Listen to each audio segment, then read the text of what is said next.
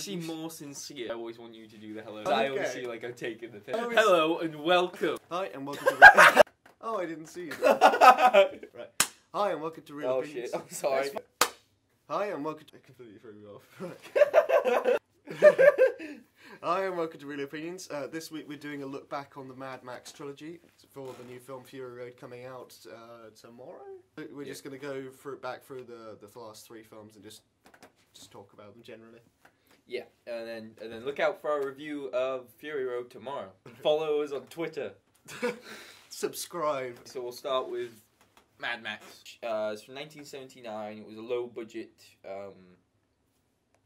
film. Some people call it action, some people call it thriller. I'd call it a revenge thriller. It has its car chases, but I wouldn't call it an action. Because it starts off like an action film, and then it slows down. It slows down. And it's a weird one in sort of space for the entire trilogy, because when you think of Mad Max, you think of this post-apocalyptic sci-fi series. The first one is... We had this discussion, you thought it was a bit more apocalyptic than me, and I was like, well, on the apocalypse scale, it's around... there's full-on apocalypse, and then it's just a tiny bit grubby. Yeah, it's probably, if you called the others post-apocalyptic, it's probably apocalyptic. Oh, that's a good point. When the apocalypse is it's sort like of in happening. the transition between... Like, I think, and it stands out because it's the most normal of the series. Yes, by quite a long way. Yeah. Like there's a basic civilization functioning. Yeah, yeah. It's more just like Detroit than it is full-blown destruction. Yeah. But you're kind of seeing the breakdown of society, and it's sort of exemplified in the breakdown of Max, because he's like a good man. Yeah. And so as he breaks down, it's kind of like society breaking down with him. Yeah. Yeah? No, that's a good way of putting it. So, basic plot, and it's quite simple. Yeah, it is. In the future there's just this police force that maintain order against biker gangs and stuff, as there's an energy crisis going on and civilization's collapsing. But basically this biker gang just ruin the local neighborhood, and you could say that they have a grudge against the police force, and so they're actively attacking the police force throughout the film. Yeah. And then, avoiding spoilers, even though it is a film from 1979, we'll just avoid them for the sake of this. The way we could word it is just that it's a revenge flick. So he's going to be getting revenge for something or someone. Yeah. In terms of the revenge thing, we were saying it's weird that the actual prompt for revenge doesn't happen until like 20 minutes from the end of the film. 20 minutes, that's the... Yeah, it's a revenge film in which the concept of revenge doesn't come up until the very, very end. So, do you like it? Yeah, I did like it. Yes. Yeah, it was like... I found it a bit confusing in the beginning, because they drop you right in this world. Something's off with the world, and you can't really tell what from the beginning. That's true. I mean, it's not got the... like the explanation. For instance, with the second one, is the explanation of what's happened to the world. It's not, you're just dropped in, and it's just this weird police force that seems like they're almost like vigilante, because they're so not typical police. Well, there is that bit where the chief, if that's the right word, says like, once he's out there, do whatever you want. Yeah, do whatever you want. Yeah. Just make sure the paperwork's clean, is what he says. Yeah. One thing that I would like to bring up, I want to know how you felt about it. What did you think of the score? The score was good. I liked the score. Did you not think that occasionally it was a bit distracting? Like, it was just sort of people would be like, every kind of realisation that happened in the film was accompanied by... I kind of took that... I kind of took that as part of, like, the age... Yeah, of the film. No, it is part of the aging. Like, just to accentuate every single... Because they do the same thing in the second one as well. Yes, they do. But that's more... I think that's more common in action films, because it's like big moment, because naked the second one has such big things, the big loud scores. I get what you mean. Yeah, and the car chases in this one are good. I think it starts off with the best car chase like in the film. I mean, of that film, right? Film, yeah, okay. Because what I was going to say is the car chases in this one are good, and then you can see with the second one he's got more budget, and the car chases become great. Yeah, no, great. Yeah. And so you can see the inception of a lot of the elements of the second film, which is kind of basically, in my opinion, an improvement in more or less every single respect. Not to say the first one's a bad film, just to say that the sequel does its job improperly. I think building on everything of the first film. This is kind of the way trilogies are kind of meant to go with good structure. Because, for instance, a lot of films now, a lot of film trilogies, they start off with the kind of slow first one and then go right into the action second one. So there's, I know, I've heard the Terminator's quite like in that style. You haven't seen the Terminator films, have you? That's so weird. Yeah, well, the first Terminator is like a sci-fi noir film. Yeah, and then the second one is goes full out blockbuster. action. Yes, Yeah, and then Alien's kind of space horror thriller to war film. Yeah, this does the transition. I'd say this is not because I think Mad Max 2 is better than Terminator 2 or Aliens, but I think it is a better jump than those films. It feels like more of a logical jump. It's what I say. Whilst I'm not saying it's necessarily one of the best sequels, it probably is one of the best sequels of all time. But I'm not saying it's one of the best sequels of all time in the sense of its actual quality necessarily as a film compared to Terminator 2. But what I'm saying is, it is the biggest improvement. Yeah. It's one of the biggest improvements I can think of. Like Catching Fire, maybe another one where I think like that's a lot better. And as well, at the same time as being a logical jump, it is also quite a surprising jump to go to a full genre change of gear. So, just striking me, because I've only watched it for the first time in the last couple of days, you realise how much it's kind of influenced action films today. Like, for instance, the first thing that stood out to me was, if you've seen Looper references it a couple times, not just in the, like, the final climactic scenes are quite similar as well. Also, the ending has been known to, like, influence Saw and other films like that, so it's got that, it's definitely, you can see when you watch it, like, the kind of the birth of some common action or thriller films. Yeah. And it's hard, like, I think we can speculate on all day, we can speculate on it, but we're 20. Yeah. We don't know. We weren't there, but I can imagine that if I was my age now, in 1979, I would have liked it a lot. Oh, yeah. And it would have been, like, one of my favourite films. I think it would have been your favourite film or something. Yeah, exactly. Yeah. What else was there? Wasn't Alien? Is it the same year? I think so. Good year. It is. Mad Max. The Road Warrior. The what? Yes, The Road Warrior, which is probably one of the most influential sci-fi films of all time as well, in the same way that the other one's an influential revenge film. Basically, I mean, I know we have the first Planet of the Apes before it, but it's a large part of the post-apocalyptic why it's thing. so popular now. Yeah. And you can see its influence in lots of things today. All I can think of is video games off the top of my head, like Fallout and Borderlands, but other things too, not just video games. And so this one tells the story of we're now properly in the post-apocalyptic era. There's been a fuel crisis, and at the same time a war that they don't really specify. No, they don't specify why there's a war. Oh, but I think it's to do with the energy thing. They're linked, but there's a big war. Energy crisis, world goes by, and Mad Max is like a lone wanderer going through the wastes with his dog, and everyone's just scavenging for fuel, which is kind of the main resource of survival. And so basically he's wandering through the wastes, and to cut to the chase, he comes across a oil refinery that has like is it an oil refinery? It's an oil refinery, that has like a community of essentially, from what we know, good people living in it. Yeah. But they are kind of surrounded by this gang of this gang of people. We'll get back to them. Who are demanding the fuel for themselves, and they kind of ask Max to help out. Okay, so I like this. We already touched on this, but better than first. Yes, better than first. Yeah. First, we could just talk about, I think, Max just as a character. Okay. Because in the first film, we've already said, like, it's the breaking down of this character, and now we see him. How many years later? It doesn't say. Oh, it does. But there is an answer to that. There is. I don't know how or where the answer comes from, but there is an answer. But it's sometime after. So it's after the reason he needed to get revenge in the first film, and so he's basically just a shell of what he once was. So he's just living to survive, basically. That's his whole character. And he has a dog, so he's got some kind of companionship. And with these kind of films, it's it's the classic, oh, I don't really have to help you, I'll do it for my own benefit at the end. And then, in the end, he has a change of heart and he comes back to save the good people. And he doesn't do it in this film. It's a nice kind of... It's a nice change, because he sticks to his character throughout the film. Yeah, I mean, like, it's not to say that he's a total d-hole. No, but it's... But d-hole? They say he's an honourable man. Like, if he makes a deal with someone, he sticks to it. Deal, but that's sort of... But he's not gonna, like... He's not gonna risk his own life just for random person.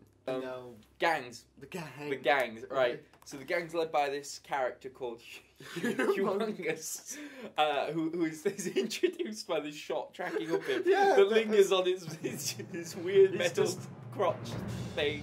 He's a metal gimp. That's what he is.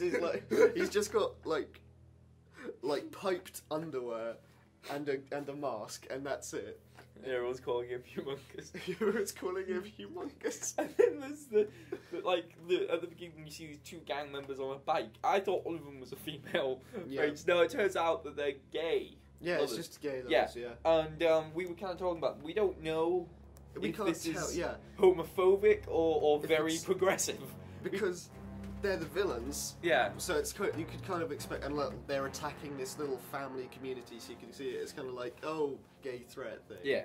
But at the same time, it's saying the big badass of the film is gay, but also it's really overtly gay parts, like how characters he has other guys on leashes. Yeah. And then there's also the gay lovers walking around with arseless chaps all the time, which they focus on in some scenes, which is really awkward. The car chases are good. They are really good now. Yeah, they're way better. Because in the first one, I think the big car chase is in the very beginning. Yeah. I think the main and this does the exact opposite. So the big car chase is the very end. Yeah. And they're not quite as violent as I remembered. For some reason, I had it in my head that they were quite violent. They're not. That's not to say they're pussy-ish, but there's no real overt violence. It's the kind of thing where you'll see a really split-second shot of someone getting hit, and then they'll cut away before the blood or stuff like that. Or just people getting shot and you would earn a 15 certificate. Oh yeah, I would say 15. It's a comfortable 15. It's not pushing into the 18 boundary, and that was something that actually surprised me. I kind of was expecting. You were expecting it to be 18. Violent, yeah. And I wasn't. I was like, okay, I thought they were violenter than this. More violent. I think it's just because of the times, and I think they were known for being especially violent at the time. But now looking back on it, we've progressed so much in violence. Yeah. Or regressed, depending on who you are. Yeah. They are perfect car chases, pretty much. Yeah. They're coherent. Oh yeah, they are coherent. That's what I appreciate it, Good, obviously it's practical, good stunts. Yeah. They're never too repetitive. There's quite a lot of innovation in sort of how they change them up a bit and keep people different dynamics within the context of the situation of the car chase. Speaking about the practical side of it, because obviously, this before the time of big visual effects.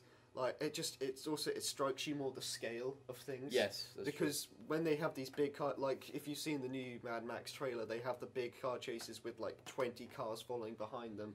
This is completely real in this one, and they have shots where Max is looking out over a mountain, and there's the compound in the distance, and all the trucks are leaving, and you think this is really happening because it's such a grand scale, and you know it's real. That's true. And I think, from the looks of it, it seems like given time he realised what was the strength of his series, because even though he obviously knows he's good at car chases because from the second one, but then the biggest problem with the third one that you said. Okay, I'm taking Beyond Thunderdome. Transition. Yes, because you haven't seen Beyond Thunderdome. No. Lucky you. Now Beyond Thunderdome, so it's the third one. It came out in I think it was 85. Yes, it was 85. Thank you. Opens with a Tina Turner song, which is sort of so kind of what? But it's an official Mad Max song, isn't it? There's two Tina Turner songs, isn't it? Yes, the one that opens with and the one that closes with different songs. Because the main reason I remember it is because it was nominated for the AFI Top 100 Film songs. Does it? Like, it was actually nominated. But yeah, it's that's a bit strange. But there is a big, I think there's a big tonal change when you go into Beyond Thunderdome. Not at first. Like, when I was watching it, I had bad memories of it, and then I put it on, and for the first 45 minutes, I was like, oh, have I been really hard on this film forever? It's actually pretty good. Then, 45 minutes in, I was proven right. But for the first 45 minutes, you have all the elements that you want. You've got the kind of heightened villains. You have this thing called Master Blaster, which is a giant with a midget riding on his back. One's called Master, the other one's called Blaster. One's like the brains of the operation, and the other's the brawn. Where they basically they run this town called Barter Town that is fueled exclusively by pig shit. Which is how they put it in the film. And this guy, they're getting a bit cocky about it, because they're not actually in charge, but they're in charge of the pig shit fuel. They're in charge. Essentially in charge. Yeah, they're in charge, but they're not in charge, and they keep threatening to like withhold it if they don't get their own way, or they're not treated with respect or anything. And one thing I want to talk about, I was talking to you about this. They keep talking about how Master, the little midget that rides on the back of Blaster, is the brains of everything. Right, every time he speaks in broken English, and you're like, how is this guy the brains or anything? He's like going, me, Master, you listen, I give orders. He's the brains. Like, Max shows up to this town, and the real leader of it, I forgot her name, Auntie or something, is played by Tina. Auntie something. Yeah. It's played by Tina Turner, and she basically says... Oh, that would make sense. Ah, yes. And she asks Max to get rid of Master Blaster. No, to get rid of Blaster so that Master's not so cocky anymore. Because I'm a big tough guy. But the way they do it is through this thing called Thunderdome, which kind of legitimizes the murder. And Thunderdome is like an arena battle, like a gladiatorial arena battle. So they go in, that happens, that's great. All of that stuff, great. Then 45 minutes in, Max goes off into the desert, he monsters Dark Continent around for a bit, just pissing around in the desert. We're just screaming at birds. He's just walking around the desert for ages, and he comes across these kids, this tribe of kids that mistake him for like their messiah. Oh my god! It's like the Ewoks to the power of 1,000. Short Round to the power of... I like Short Round. No one likes Short Round. No one likes Short Round. No. Now, everyone likes Short Round. I've never met anyone that doesn't like Short Round. Well, we'll go on the internet and you'll find people who don't like Short Round. Dr. Jones. Fine then. They're Jar Jar Binks the time. They are so annoying. And from that point on, it's like George Miller went, what's a Mad Max film? I don't remember. So let's have this bullshit with kids like knocking over villains with barrels and like pushing them into pig poo, and it's like, what is it? Back to the Future now? What's going? It slows the hell down. It goes all like he's talking, like you're seeing Mad Max, this ultimate badass, just sitting around with kids, listening to them tell stories, and it's just like, what is going on? Who financed this? Or yes, George, you can do that. I don't understand. It seems to be a thing from the 80s. We were talking about just Short Round and the Ewoks and Return of the Jedi. What was going on? Why? Look, they're just trying to aim more for a kid audience. But it's an R! I checked. It's an R! So why were they doing that? What was going on? Somebody tell me who was alive that tell me why this was happening. But anyway, it's just horrible, and they're awful actors as well. And it castrates the whole thing. Yeah. And there's all the violent action goes away for ages until you finally, in the last 10 minutes, get a fucking car chase. And it's a good one. It's basically it's the one from Road Warrior, but switch the the truck for a train. Okay. They're on a train there, and they're being chased. It's good. It's not good enough to make up for the kids. It's basically, this is a perfect example of how kids can ruin an action film. Because they don't have to. There are definitely cases where they don't, but then you have like The Last Action Hero or something where they're just like, go away and die! I don't know. But it's shit. I don't know if it is shit. It is shit, but it's like the first half is good.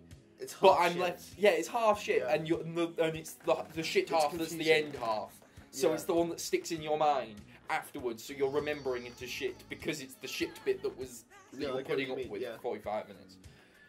I mean, it's not good because even if you think the good bit's really good, it only counterbalances the shit. At best, it's okay.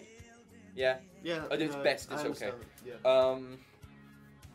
But it is just the perfect example of how kids can ruin, particularly an R-rated action film. And it was so frustrating because the first half is good. The battle in Thunderdome is good. Kids, right? We're going to now do retrospective ratings of all three. Oh right, okay, yeah. Yeah. So. Yeah. Mad Max for me, 7. 7. Yeah, I agree with 7. Yeah. It probably I probably sound like such a dick, like such a kid that doesn't understand proper cinema, but I wasn't that age. No, I wasn't born. It's hard to see how influencing it is from back. And so seeing it now, unfortunately, it's not as special as it was. It's not my fault. Don't hate me. I can't help that. But the Road Warrior, 9. I'm gonna say 8. Still, we're close. Yeah. Very good. Like I said, a perfect. Well, not perfect. Obviously, we gave it 9 and 8, but a very good example. It's a good action film. Like it's just a good action film to watch. Yes. Now you haven't seen Thunderdome. I'm going to give Thunderdome a 5 because, like I said, okay, half good, half bad. Yeah. So Fury Road tomorrow. Watch out for that. I'm excited. Subscribe. We're starting that now. We're selling out. Yes. Tell them our Twitter quickly. At